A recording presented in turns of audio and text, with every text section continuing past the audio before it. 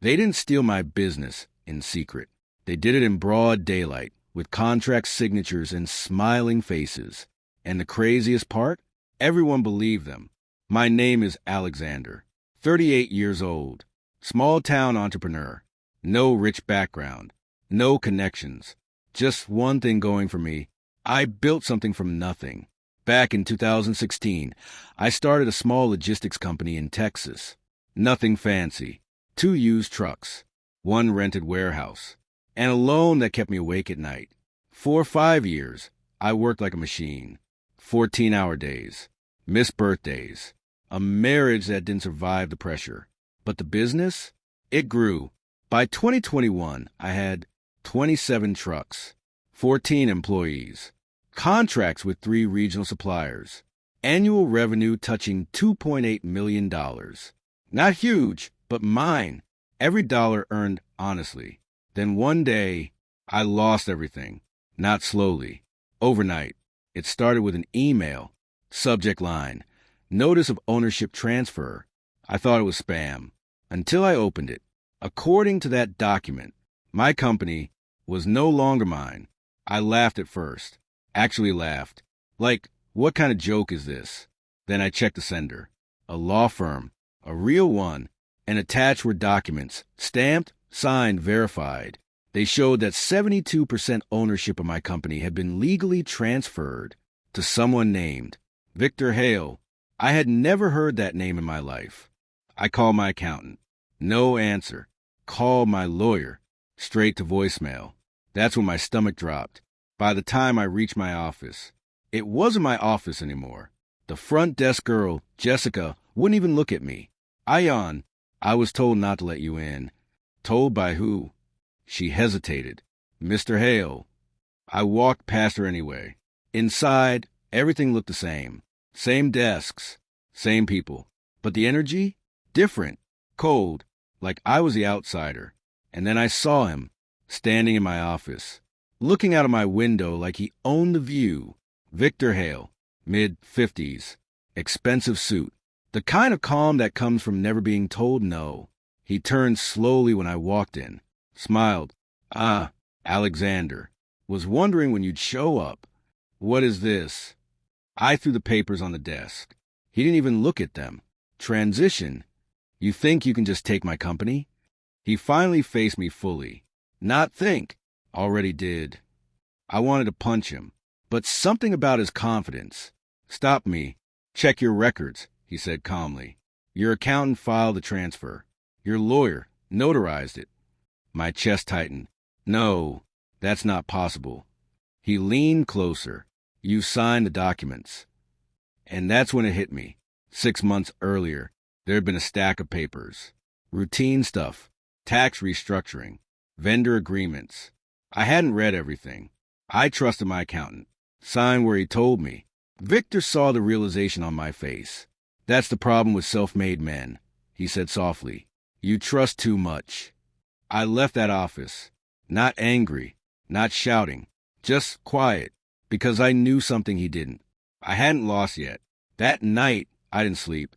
I dug through everything. Emails, contracts, backups, and one thing became clear. This wasn't a mistake. It was a setup. My accountant had disappeared. Phone off, office closed, website gone. My lawyer? Same story. Victor hadn't just taken my company. He erased the people who made it possible. Most people would panic, file a case immediately, go public, fight loud. I didn't. I did nothing. For 3 weeks, I watched. Victor started making changes fast. Rebranding, new contracts, aggressive expansion. He thought he'd won, that I was too small to fight back. But here's what he didn't know. I had a habit, a weird one. I kept copies of everything. Every document I ever signed, I scanned, saved, backed up, twice, including that routine paperwork from 6 months ago. And buried inside it was his biggest mistake. A clause, one single clause, that stated any ownership transfer above 51% required a secondary verification call, directly with me, recorded, confirmed verbally. There was no call, meaning the transfer was illegal, but I didn't act yet. Instead, I waited. I let Victor expand, take loans, sign contracts, grow the company even bigger, because the bigger it got, the harder he would fall. After 3 months, revenue crossed $5 million. He doubled everything I built. And then I made my move. I walked into court with everything, not just documents. Proof, timeline, digital records, server logs, and one more thing, an email from my accountant to Victor. Subject, transfer complete. He has no idea. That email alone destroyed them. The courtroom went silent when it was read.